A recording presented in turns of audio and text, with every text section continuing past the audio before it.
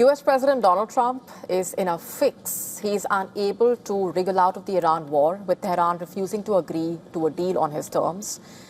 And on the domestic front, the road to the midterms appears tougher than before, full of hurdles, also with the fallout of the Epstein files, and his approval ratings plunging to 36% now. Amid all of this, a weekend Trump is visiting China from May 13 to 15. And this also marks the first visit to China by a US president in more than 8 years. To begin with, Trump is set to meet his counterpart, Xi Jinping. This will be on Thursday morning, followed by a visit to UNESCO heritage site, Temple of Heaven, and a state banquet in the evening. And on Friday, the leaders will be meeting again for tea and lunch before Trump returns to Washington. So that's what the trip will be looking like. Trade, business will be featuring high on the agenda, of course. At least 16 top CEOs, including Elon Musk, Tim Cook, Boeing's leader, and General Electric's Larry Culp will also be a part of the Trump delegation. Amid the endeavor to boost bilateral ties, Taiwan also remains a major sticking point here. Although Trump paused weapons sales worth $11 billion to Taiwan, announced in December last year, he is set to raise this issue with Xi Jinping. Listen in. Well, I'm going to have that discussion with President Xi. President Xi would like us not to, and I'll have that discussion. That's one of the many things I'll be talking about. But Beijing has drawn a red line, opposing the U.S. bid to sell weapons to Taiwan. It also hit out at the Trump administration sanctions against 3 people and 9 companies for aiding Iran's shipment of oil to China. During President Donald Trump's visit to China, the 2 heads of state will have an in-depth exchange of views on major issues concerning China-U.S. relations, as well as world peace and development. China's opposition to the U.S. sale of weapons to Taiwan is consistent and clear. At this juncture, though, Iran is likely to dominate the talks.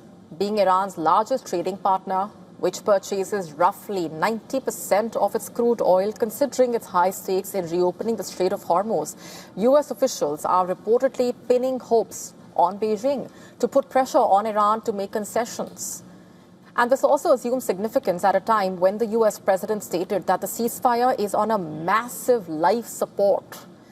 As per reports, some Trump aides reckon that he is seriously considering resumption of major combat operations. He also met with his national security team at the White House.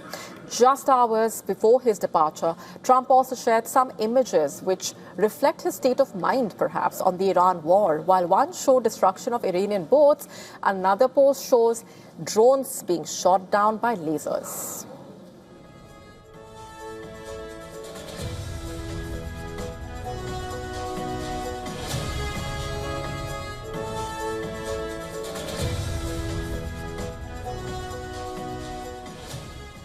Tehran, though, remains unfazed. It issued a dire warning to U.S. In fact, the Iranian parliamentary spokesman hinted that the country could enrich uranium up to 90%, a level considered weapons grade, if the U.S. and Israel resume the war. So that's where Iran stands right now. And Trump's visit also holds significance from the economic perspective.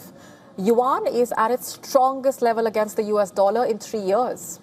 Last year itself, Beijing played its trump card to counter Trump's tariff war by restricting rare earth exports, while the U.S. president initially threatened to levy 100% more tariffs on China. He announced a trade and economic deal with China in November 2025. And according to him, China promised to eliminate export controls on rare earth elements and other critical minerals, end its retaliation against U.S. semiconductor manufacturers, and resume purchase of soybeans. Now, it's also worth noting here that Trump's last visit to China in November 2017 played out in a very different way. He had completed over a year in office back then, so that was a different context. Business deals worth $250 billion were inked, including a $37 billion US sale of 300 Boeing aircraft to China. That's not all. Trump was given a rare private tour of the Forbidden City by Xi Jinping.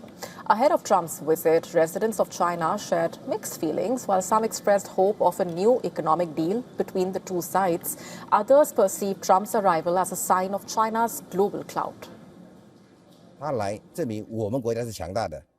The fact Trump is coming proves that we are powerful. Trump is a snobbish person who changes his face whenever he wants, so we should respond to his changes with constancy.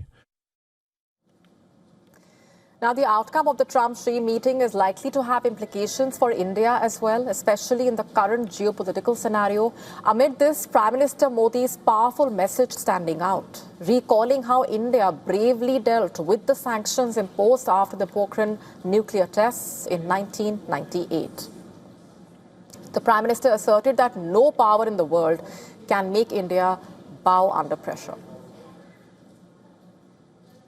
To stay up to speed with the latest news, download the WION app and subscribe to our YouTube channel.